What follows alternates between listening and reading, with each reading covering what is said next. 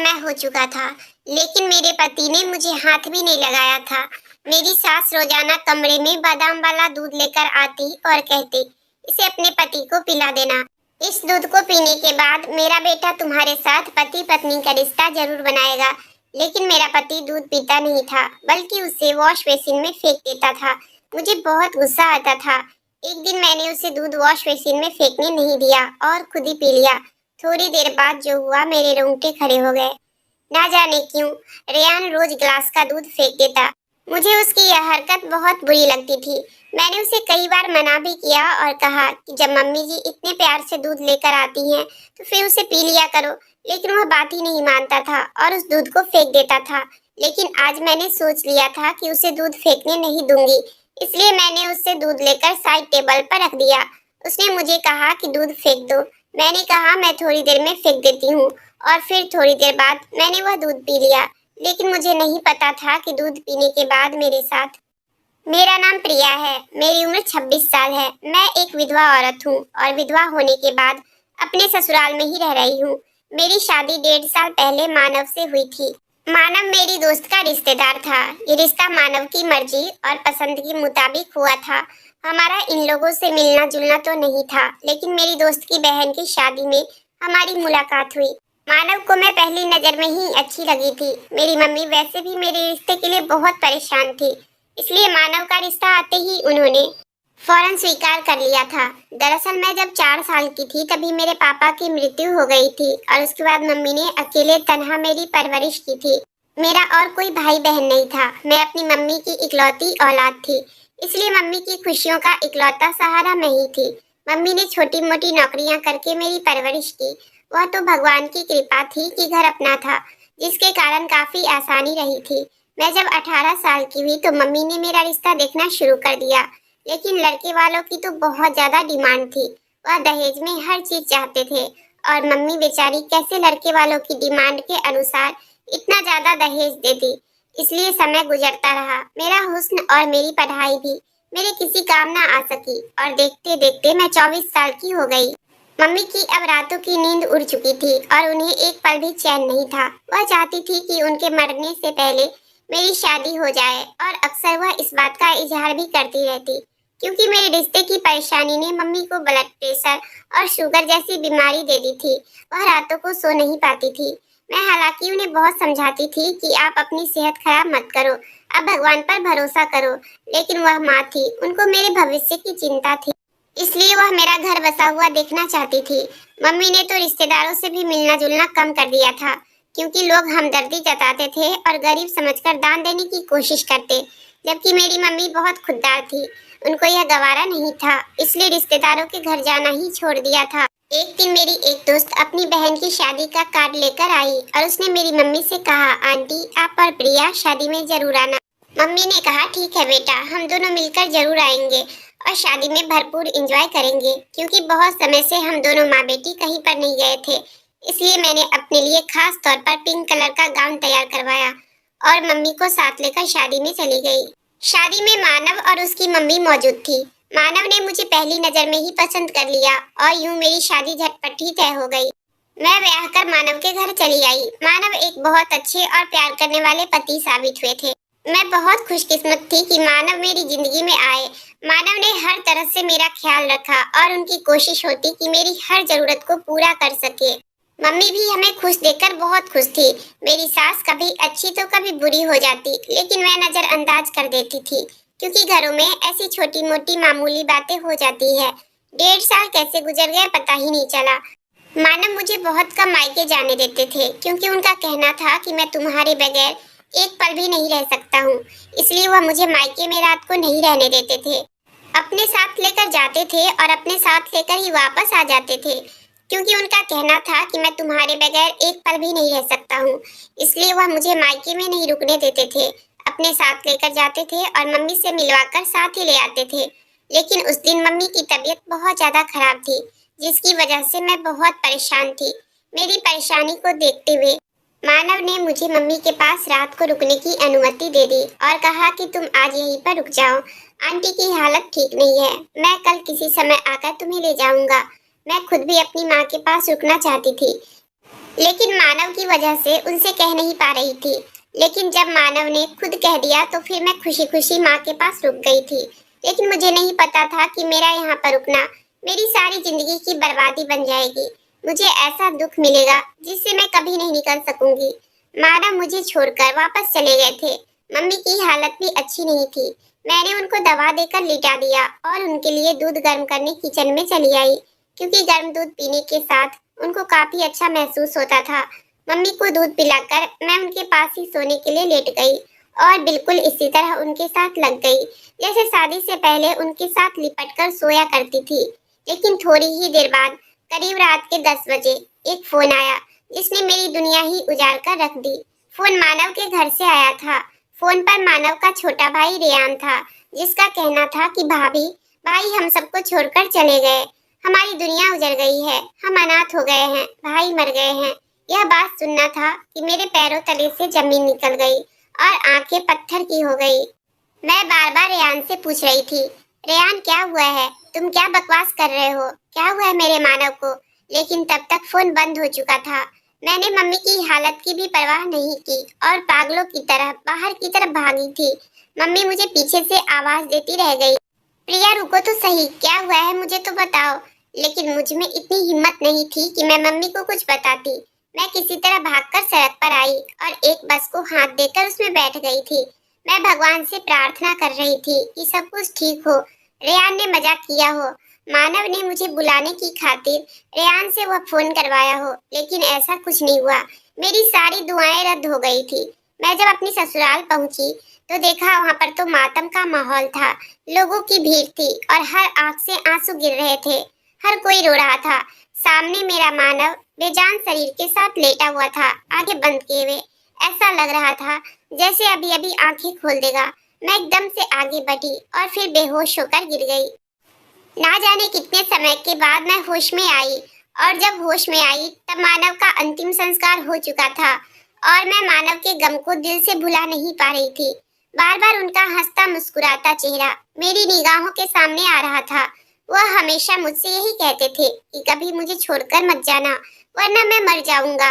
और शादी के बाद यह पहली रात थी जब मैं उनसे अलग थी, और उसी रात मानव मुझे छोड़कर इस दुनिया से चले गए थे। मुझे तो अभी तक यह नहीं पता था कि मानव को क्या हुआ है। मैं अपने कमरे में बैठी हुई थी, मानव को याद करके रो रही थी। 5 दिन गुजर चुके थे। मैंने अपनी सास से पूछा आखिर मानव को हुआ क्या था, तो मेरी सास कहने लगी, पता नहीं, मैं तो अपने कमरे में आराम कर रही थी, अचानक से शोर हुआ तो मैं बाहर आई तो देखा रेयान चिल्ला रहा था और चीख रहा था। मैं दिल पर हाथ रखे आगे बढ़ी तो देखा मानव नीचे फर्श पर गिरा हुआ था। उसका सोते सोते ही देहांत हो गया था। रेयान उसके कमरे के बाहर से गुजर रहा था। मानव को जमीन पर गिरे देखकर उसके पास चला गया, जिसकी वजह से उसे मानव की मौत का पता चल गया। मेरी सास रोते हुए कहने लगी और मैं खाली खाली निगाहों से उन्हें देखती रह गई। ऐसा लगने लगा जैसे मानव की मौत की मैं ही जिम्मेदार हूँ। अगर उस रात मैं मानव के पास होती तो शायद वह इस तरह तड़प तड़प कर अपनी जान ना देता। पता नहीं उसके साथ क्या हुआ था। कोई भी तो उसके पास उसकी मदद के लिए नहीं था। काश उस रात मैं उसके पास होती। अच्छा भला जवान, स्मार्ट और सेहतमंद मानव कैसे एकदम मौत की नींद सो सकता था। मेरे दिल को किसी भी तरह चैन नहीं आ रहा था। मेरा तो कोई सहारा भी नहीं था। मानव की कोई निशानी नहीं थी जिसके साथ लगकर मेरा दिल बहल जाता। मानव को गए 2 महीने हो गए थे। मैं वापस अपनी माँ के घर जाना चाहती थी, लेकिन मेरी सास ने मुझे जाने नहीं दिया। वह कहने लगी, तुम मेरे मानव की निशानी हो, तुमसे मुझे मानव की खुशबू आती है, मैं तुम्हें वापस नहीं जाने दूंगी। इसलिए मैं उनके पास ही रह गई। मम्मी से जब मैंने पूछा तो उनका भी यही कहना था, यह तुम्हारी अपनी मर्जी है, अगर तुम अपनी ससुराल में रहना चाहो तब भी मुझे कोई ऐतराज नहीं है, लेकिन अगर तुम वापस भी आना चाहो तब भी मुझे कोई ऐतराज नहीं है, बल्कि खुशी होगी। फिर मैंने ससुराल में रहने का ही फैसला कर लिया। लेकिन कुछ समय बाद मम्मी की हालत बहुत खराब हो गई थी, तो मैं वापस अपनी माँ के पास चली आई। अचानक एक दिन मेरी सास घर पर चली आई और मेरे साथ लगकर खूब रोने लगी। मेरा जख्म फिर से ताजा हो गया था। कुछ देर बैठने के बाद उन्होंने अपने आने की वजह बताई, जिसे सुनकर मैं और मेरी मम्मी शॉक्ड रह गए थे। हम एक दूसरे की शक्ल देखते रहे। मेरी सास के आने का कारण जानकर मम्मी खामोश हो गई और कहने लगी, मैं यह फैसला अकेले नहीं कर सकती, इसलिए मुझे प्रिया से पूछना पड़ेगा। अगर प्रिया की मर्जी हुई तो मैं आपको हाँ में जवाब दे दूंगी, वरना फिर आप गुस्सा मत करना। मेरी मम्मी ने नरमी से बात करके उन्हें समझा दिया। तो मेरी सास के जाने के बाद मम्मी ने मुझसे इस रिश्ते के बारे में राय जानना चाहा, तो मैंने साफ तौर पर मना कर दिया और कहा कि मैं मानव के साथ बेवफाई नहीं कर सकती हूँ। मुझे रेयान से शादी नहीं करनी है, इसलिए आप रेयान की माँ को साफ साफ मना कर दो। उस घर में मैं मानव की दुल्हन बनकर गई थी और अब दोबारा उसी घर में रेयान की दुल्हन बनकर जाऊं, यह मुझे गवारा नहीं है। मम्मी ने मेरा फैसला मेरी सास तक पहुंचा दिया, लेकिन मेरी सास ने तो यह इनकार जैसे दिल पर ले लिया और बिस्तर से लग गई। उनकी तबीयत खराब हो गई थी और वह बार बार मुझे बुलाने लगी थी। रेयान ने मुझे फोन करके मेरी सास की हालत के बारे में बताया और कहा कि आप बस एक बार आ जाइए, मम्मी की हालत बहुत खराब है और वह बार बार आपको पुकार रही है। आप एक बार आ जाएंगी तो शायद उनका दिल बहल जाएगा और वह आपके इनकार के सदमे से बाहर निकल सकेगी। रेयान की बात पर मैं खामोश हो गई थी और फिर मैंने रेयान से कहा कि मुझे तुमसे शादी पर ऐतराज नहीं है, असल में मैं शादी ही नहीं करना चाहती हूँ। एक बार मैंने शादी कर ली है और अब दोबारा शादी नहीं करना चाहती हूँ। मैं पूरी जिंदगी अपने मानव के नाम पर जीना चाहती हूँ, इसलिए मुझे माफ कर देना। लेकिन मेरी बात सुनकर वह कहने लगा, मैं खुद भी आपसे शादी के लिए तैयार नहीं हूँ। आप मेरे लिए बहुत ही सम्मान का स्थान रखती हैं। मैंने हमेशा आपको अपनी भाभी समझा है और आपको इज्जत और सम्मान दिया है, इसलिए मैं आपसे शादी के बारे में सोच भी नहीं सकता हूँ।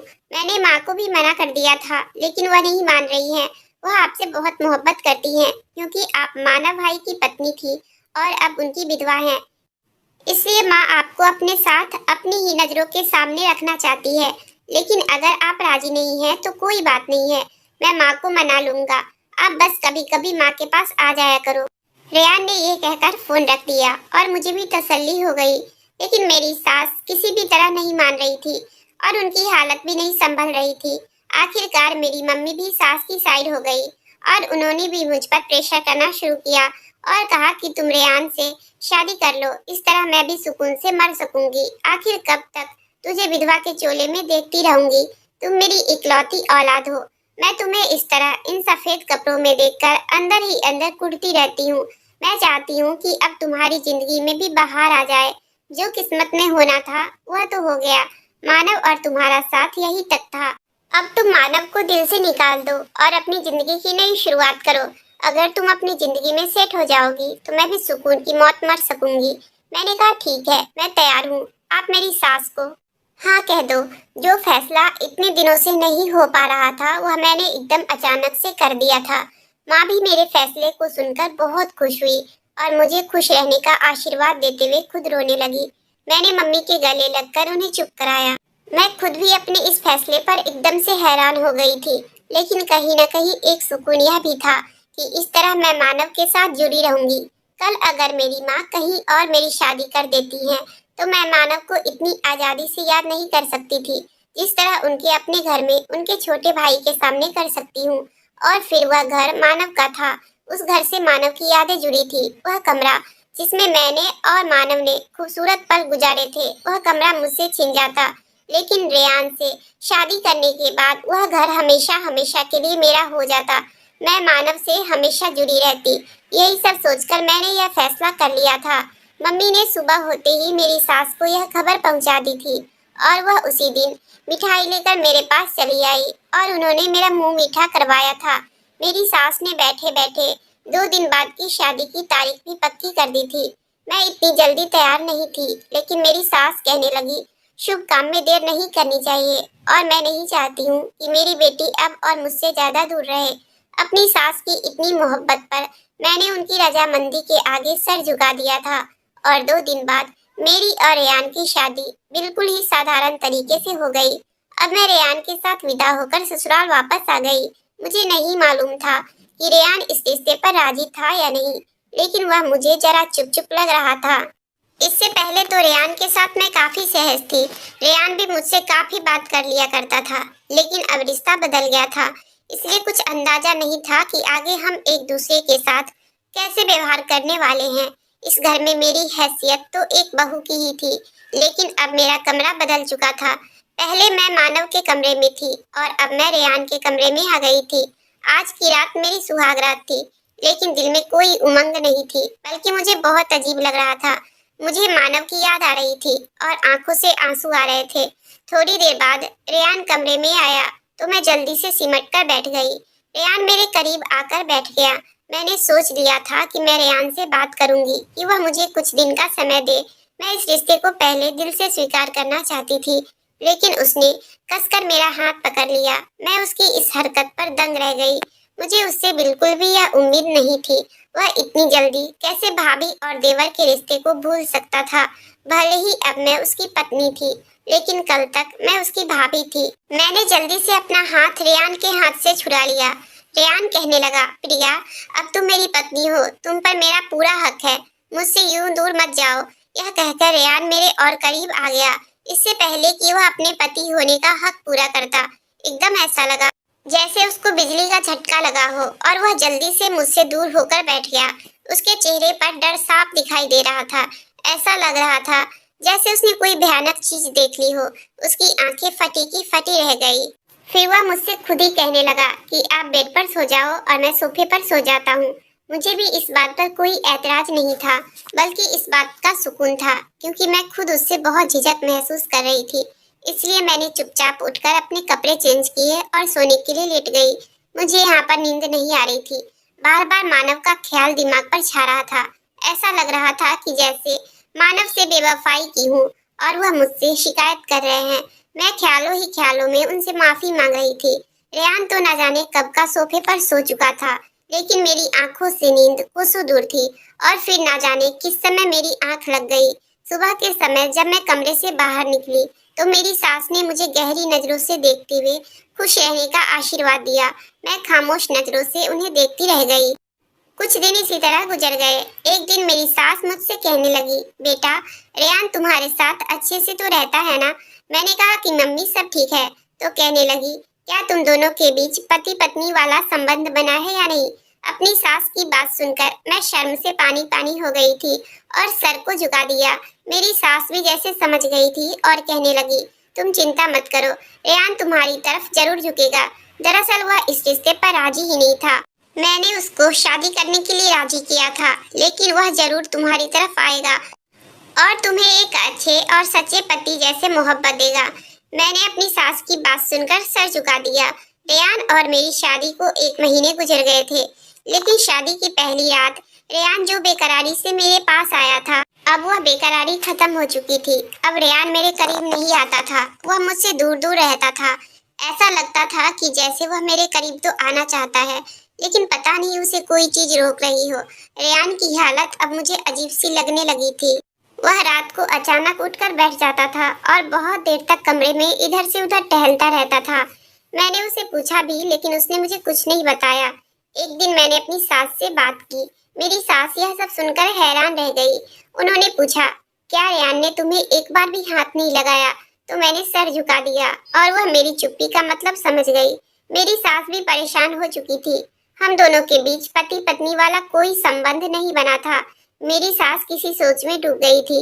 उसी रात मेरी सास ने रेयान को अपने कमरे में बुलाया और पता नहीं दोनों माँ बेटे कमरे के अंदर क्या बातें कर रहे थे। फिर अगली रात जब मैं कमरे में चली गई तो मेरी सास कुछ देर बाद ही दूध का ग्लास लेकर आई, जिसमें बादाम मिला हुआ था। कहने लगी, यह रेयान को पिला देना, उसका दिल तुम्हारी तरफ जरूर झुकेगा, उसके दिल में तुम्हारे लिए मोहब्बत बढ़ेगी। मैंने उनकी बात सुनकर सर हिला दिया और दूध साइड टेबल पर रख दिया। कुछ देर बाद ही रेयान भी कमरे में आ गया और मैंने उसे कहा कि यह दूध पी लो, लेकिन उसने अजीब हरकत की। उसने वह दूध का ग्लास उठाकर वॉश बेसिन में फेंक दिया। मैं उसकी इस हरकत से हैरान रह गई। मैंने उसे कुछ नहीं कहा। सुबह अचानक मेरी सास ने रेयान से पूछ ही लिया, क्या तुमने दूध पिया था? तो वह कहने लगा, नहीं, भाई ने सपने में आकर मना कर दिया था, तो मैंने उसे नहीं पिया। अब हर रोज ऐसा ही होता था। मेरी सास बादाम मिला दूध मुझे कमरे में पकड़ा देती थी और कहती थी कि रेयान को पिला देना, लेकिन मैं रेयान से कहती तो वो दूध पीता ही नहीं था, उल्टा वॉश बेसिन में फेंक देता था। मुझे रेयान पर अब गुस्सा आने लगा था कि आखिर वह ऐसा क्यों करता है। और सास पर भी गुस्सा आता था कि अगर वह दूध नहीं पीता है तो वह उसे दूध ना दिया करे। इस तरह रोज दूध को फेंकने से क्या फायदा। लेकिन मेरी सास भी रोजाना दूध का ग्लास कमरे में रख जाती थी और रेयान भी रोजाना वह दूध फेंक देता था। उस दिन तो मैं रेयान के साथ इस बात पर लड़ पड़ी थी कि यह जो तुम कर रहे हो वह बहुत गलत है। आखिर मम्मी इतने प्यार से तुम्हें दूध का ग्लास देकर जाती हैं और तुम हो उसे फेंक देते हो। इतनी बुरी बात है। इस तरह दूध का अपमान होता है। खाने पीने की चीजों का सम्मान करना चाहिए। और इससे मम्मी का दिल भी तो टूटता है। रेयान कुछ पल खामोशी से मुझे देखता रहा और फिर कहने लगा, मैंने आपको पहले ही कहा था कि भाई ने सपने में आकर मुझे मना किया है कि दूध मत पीना। इस वजह से मैं दूध नहीं पीता हूँ। मम्मी को भी यह बात समझना चाहिए, लेकिन ना जाने क्यों वह नहीं समझती है। उसने यह जवाब दिया तो मैं चुप हो गई। मुझे समझ नहीं आ रहा था कि रेयान के साथ क्या समस्या है।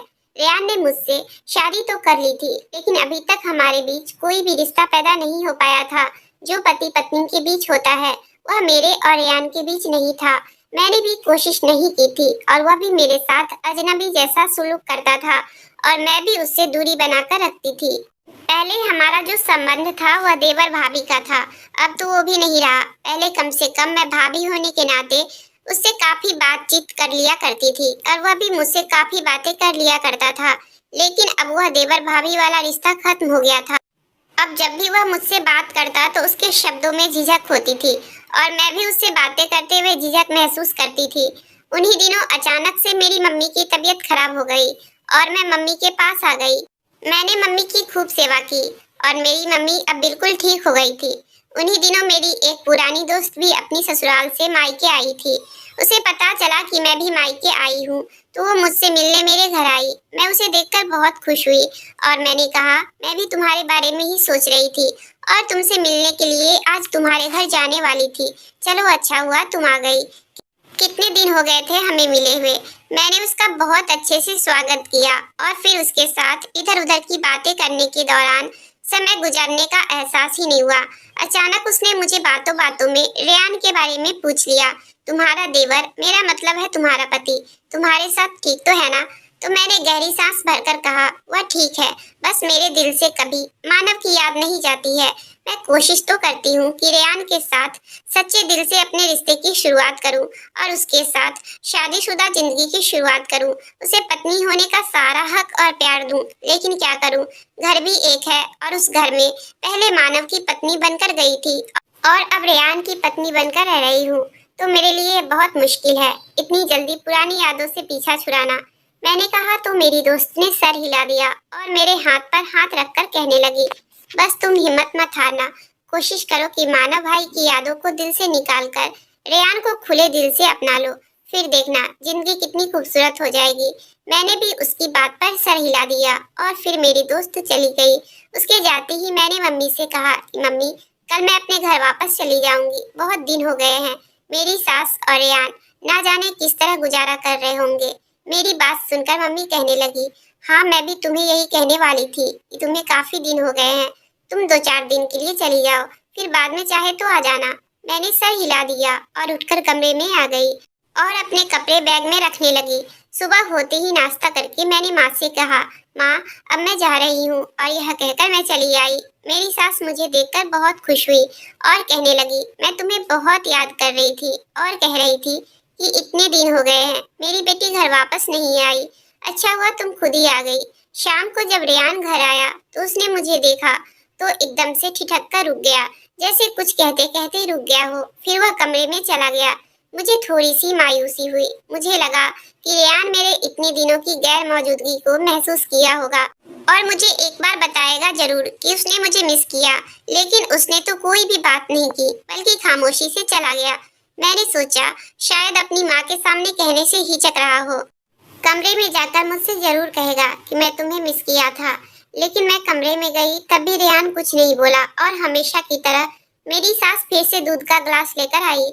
लेकिन रेयान कमरे में मौजूद नहीं था। कपड़े चेंज करने के बाद रेयान बाहर चला गया था। मैंने अपनी सास से कहा कि आप इसे वापस ले जाइए। रेयान पीता तो नहीं है, बल्कि उल्टा इसे वॉश बेसिन में फेंक देता है। तो वह कहने लगी, तुम अगर प्यार से पिलाओगी तो वह जरूर पी लेगा। मैंने खामोशी से ग्लास लेकर रख दिया। मेरी सास चली गई तो ना जाने मेरे दिल में क्या ख्याल आया कि मैंने वह ग्लास उठाकर खुद पी लिया और बेड पर लेट गई। रेयान का इंतजार करते करते मेरी आंखों में नींद आने लगी थी। अभी कुछ ही देर गुजरी थी कि अचानक मुझे अपना मरा हुआ पति मानव दिखाई दिया। मानव कमरे में आए और वह मुझसे कह रहे थे कि अगर तुम्हें अपनी जान प्यारी है तो यहाँ से चली जाओ, यहाँ पर मत रहो, यहाँ तुम्हारी जान को खतरा है। वह चिल्ला चिल्ला कर मुझसे यही कह रहे थे। मैं एक झटके से उठ बैठी और अपने आसपास नजर घुमाकर देखने लगी, लेकिन मानव वहाँ कहीं पर भी नहीं थे। उसका मतलब वह मेरा सपना था, लेकिन सपने में आकर मानव मुझे इस घर से भागने के लिए क्यों कह रहे थे। मैं एकदम उठकर बाहर की तरफ भागी। मेरी सास ने मुझे बाहर की तरफ आते देखा तो परेशानी से पूछने लगी, क्या हुआ बेटा, सब ठीक तो है ना? मैंने सास से कहा, वह कमरे में मानव यहाँ पर कमरे की तरफ इशारा करते हुए कहा तो मेरी सास खुद भी डर गई और एकदम उठकर कमरे की तरफ गई। लेकिन वहाँ से वापस आने के बाद वह कहने लगी कि वहाँ पर तो कोई भी नहीं है, कमरा बिल्कुल खाली है, तुम्हें जरूर कोई गलतफहमी हुई है। मैं अपना सर दोनों हाथों से थामकर बैठ गई और कहने लगी, नहीं, मानव आए थे, मैंने अपनी आंखों से देखा था और वो मुझे कह रहे थे कि अगर तुम्हें जान प्यारी है तो यहाँ से चली जाओ। मैं इसका मतलब नहीं समझी। ये कहकर मैं रोने लगी। मेरी बात सुनकर मेरी सास का चेहरा एकदम से सफेद पड़ गया और वह मुझे देखते हुए जमीन पर गिर सी गई। अपनी सास का यह अंदाज मुझे कुछ अलग अलग सा लगा, इसलिए मैंने उनसे पूछा, क्या हुआ है मम्मी, आप क्यों परेशान हो गई हैं? मेरी बात पर मेरी सास की आंखों से आंसू बहने लगे और वह फिर जोर जोर से रोने लगी। अब मैं बहुत ज्यादा परेशान हो चुकी थी। कुछ देर बाद मेरी सास रो रो कर थक गई तो फिर कहने लगी, कुछ नहीं बेटा, बस यूं ही मेरा दिल भर आया था। लेकिन मैंने अपनी सास से कहा कि मम्मी जी, यूं ही दिल नहीं भर जाता, बल्कि जरूर कोई ना कोई बात है। आपको मेरी कसम, मुझे सच बताइए, आखिर क्या बात है? मैंने अपनी कसम देकर अपनी सास को मजबूर कर दिया तो कुछ पल खामोश रहने के बाद वह कहने लगी, बेटा, मैं तुमसे जो भी कहूंगी बिल्कुल सच कहूंगी, इसलिए तुम सच को स्वीकार करना और हो सके तो मुझे और रेयान को माफ कर देना। मेरी सास ने कहा तो मैं उनकी तरफ उलझन भरी निगाहों से देखने लगी। मेरी सास कहने लगी, यह बात उस दिन से शुरू होती है जिस दिन मैंने और मानव ने तुम्हें पहली बार देखा और रेयान ने भी तुम्हें उसी दिन देखा था। मुझे तुम मानव के लिए बहुत पसंद आई थी। मैं घर आकर जब मानव से इस रिश्ते की बात की तो वह खुशी से खिल उठा। लेकिन रेयान को भी तुम अच्छी लगी थी और उसने तुम्हें अपनाने का फैसला कर बैठा था। वह मुझसे तुम्हारे बारे में बात करना ही चाहता था, लेकिन इससे पहले मैं मानव के लिए तुम्हें पसंद कर ली थी। रेयान ने दोबारा से यह बात फिर मुझसे नहीं की और वह खामोश हो गया। उसने दिल ही दिल में अपनी मोहब्बत दबा ली थी। उसका ख्याल था कि शायद समय गुजरने के साथ साथ यह बात खुद खत्म हो जाएगी। लेकिन जब तुम शादी करके हमारे घर आ गई तो हर समय उसकी निगाहों के सामने रहने लगी। रेयान की प्यासी नजरें तुम्हारे चेहरे को देखती रहती और तुम इस बात से बेखबर थी। इसलिए मैंने जब महसूस किया कि रेयान तुम्हें पसंद करता है तो मैंने उसे बहुत डांटा और बुरा भला कहा और उसे समझाया कि अब यह ख्याल दिल से निकाल दो, क्योंकि प्रिया अब तुम्हारी भाभी बन चुकी है और उसकी तरफ इन नजरों से मत देखो, बल्कि उसे सम्मान की नजरों से देखो। लेकिन रेयान मुझसे बहुत लड़ा और कहने लगा, बचपन से ही जब भी कोई अच्छी चीज होती है आप हमेशा भाई को दे देती हो और अभी आपने ऐसा ही किया मेरे साथ। मेरे दिल की खुशी, मेरी मोहब्बत आपने उठाकर भाई की गोद में डाल दी है। मैं यह बात कैसे भुला दूं? उसके दिल में पनपते हुए यह बगावत के जज्बे मुझे खतरे की घंटी लग रही थी, लेकिन फिर भी मैं उसे समझाती रहती थी। अब रेयान ज्यादातर खामोश रहने लगा था, लेकिन फिर भी मुझे उससे डर लगता था। और एक दिन जब तुम अपने मायके गई हुई थी तब रेयान और मानव के बीच में तुम्हारे कारण झगड़ा हुआ था। मानव ने अपने भाई पर जिंदगी में पहली बार हाथ उठाया था क्योंकि रेयान ने तुम्हारे बारे में कुछ गलत बातें बोली थी। लेकिन मानव ने जब रेयान पर हाथ उठाया तो रेयान बदले की आग में अंधा हो गया और उसने बिल्कुल भी ना देखा कि उसके सामने उसका बड़ा भाई खड़ा है। उसने गला दबाकर अपने भाई को मार दिया। मैं रेयान को रोकती रही, लेकिन रेयान ने मेरी ना सुनी। उसने मुझे धक्का दे दिया और एक भाई के हाथ दूसरे भाई का कत्ल हो गया। मैं एक बेटा खो चुकी थी और दूसरा बेटा खोना नहीं चाहती थी, इसलिए सबसे यही कहा कि मानव की मौत अचानक ही सोते हुए हो गई है। अगर लोगों को सच्चाई पता चल जाती कि भाई ने भाई को मार दिया है तो मेरा एक बेटा तो वैसे ही मर गया था, दूसरा भी जेल की सलाखों के पीछे होता। मानव के मरने के बाद रेयान ने मुझे कहा कि जाकर प्रिया के लिए रिश्ता मांगो, मुझे उससे शादी करनी है। मैं खामोश निगाहों से उसे देखती रह गई। जिसे अभी भी इस बात का एहसास नहीं था कि उसने अपने भाई को मार दिया है। मैं तुम्हारे घर जाकर तुम्हारा रिश्ता ले आई और फिर तुम दोनों की शादी करवा दी। लेकिन शादी की पहली रात रेयान जैसे ही तुम्हारे करीब गया था, उसे अपने मरे हुए भाई की शक्ल दिखाई दी। मानव उसे अपनी आंखों के सामने साफ दिखाई दे रहा था और तभी तो डरकर रेयान तुम्हारे पास दोबारा नहीं गया था। जब भी वह तुम्हारे पास जाने की कोशिश करता है तो उसे मानव की शक्ल दिखाई देने लगती है और वह डर जाता है। जब मुझे पता चला कि तुम्हारे बीच अभी तक शादीशुदा संबंध नहीं बना है तो मैंने रेयान से बात की थी। रेयान ने मुझे सब बता दिया था कि मुझे भाई का चेहरा दिखाई देता है जैसे ही मैं प्रिया के करीब जाने की कोशिश करता हूँ। मैं मानव को तो खो चुकी हूँ, लेकिन मैं रेयान और अब तुम्हारा परिवार बनाना चाहती हूँ। मैं चाहती हूँ कि अब तुम दोनों जिंदगी में हंसी खुशी रहो, इसलिए मैं दूध में कुछ ऐसी चीज मिलाकर देती हूँ कि जिससे कि रेयान वह दूध पी ले और फिर उसे कुछ होश ना रहे और तुम दोनों के बीच शादीशुदा रिश्ता बन जाए। लेकिन अब रेयान को अपने भाई के मारने पर पछतावा हो रहा है, इसलिए वह यह जानबूझकर दूध नहीं पीता है और ना ही तुम्हारे करीब जाना चाहता है। वह अक्सर सपने में मानव को देखता है। मानव उसे नाराज नजर आता है तो उठकर बैठ जाता है। रेयान को अब अपने किए का पछतावा हो रहा है, इसलिए वह तुम्हारे करीब भी नहीं जाता है। वह मुझसे माफी मांगता है, लेकिन मैं उसे कैसे माफ कर दूं जिसने मेरे बेटे को मुझसे छीन लिया। सिर्फ एक औरत को पाने की खातिर उसने मेरा घर उजाड़ दिया। अगर रेयान पहले इस बात को समझ लेता तो शायद आज हालात अलग होते, लेकिन उसने अपनी जलन और मोहब्बत में अंधे होकर एक ऐसा कदम उठा लिया कि मेरी दुनिया ही उजाड़ दी। लेकिन अब वह पछता रहा है। मैंने उसे समझाने की कोशिश की, जैसे भी हो अब तुम प्रिया के साथ अच्छे से रहने की कोशिश करो और उसे इज्जत और मोहब्बत दो। वह तुम्हारी पत्नी है। लेकिन वह कहता है, मैं जैसे ही प्रिया के करीब होने की कोशिश करता हूँ, भाई मेरे सामने आकर खड़ा हो जाता है और फिर मैं उसे दूर हो जाता हूँ। मैं यह सब नहीं बताना चाहती थी, लेकिन आज इस तरह तुमने मानव के बारे में कहा तो मैं तुम्हें यह सब बताने पर मजबूर हो गई हूँ, क्योंकि तुम्हें यह सब बातें जानने का पूरा हक है। लेकिन मेरी बेटी, मुझे माफ कर देना। मैं एक मजबूर और बेबस माँ थी। मैं अपने एक बेटे के बाद दूसरा बेटा खोना नहीं चाहती हूँ, इसलिए मैंने तुमसे और सब लोगों से यह झूठ बोला है। इसलिए मुझे माफ कर देना। मेरी सास ने मेरे आगे हाथ जोड़ते हुए कहा, लेकिन मैं अपने पति मानव की कातिल को यूं ही खुला कैसे घूमने दे सकती हूँ। आज जिसने अपने भाई को मारा है, कल को वो मुझे और अपनी माँ को भी मार सकता है। इसलिए मैंने भी अपनी सास के आगे हाथ जोड़ दिया और उनसे कहा कि मम्मी, मुझे माफ कर दो, लेकिन मैं रेयान को सजा दिलवा कर ही रहूंगी और मैं आपके बुढ़ापे का सहारा बनूंगी, क्योंकि रेयान कल को हमारे लिए भी खतरनाक साबित हो सकता है। मेरी सास ने कहा, ठीक है बेटा, तेरी जैसी मर्जी। रेयान अब जेल की सलाखों के पीछे है। उसे अपने किए की सजा मिल चुकी है। अगर आपको कहानी अच्छी लगी हो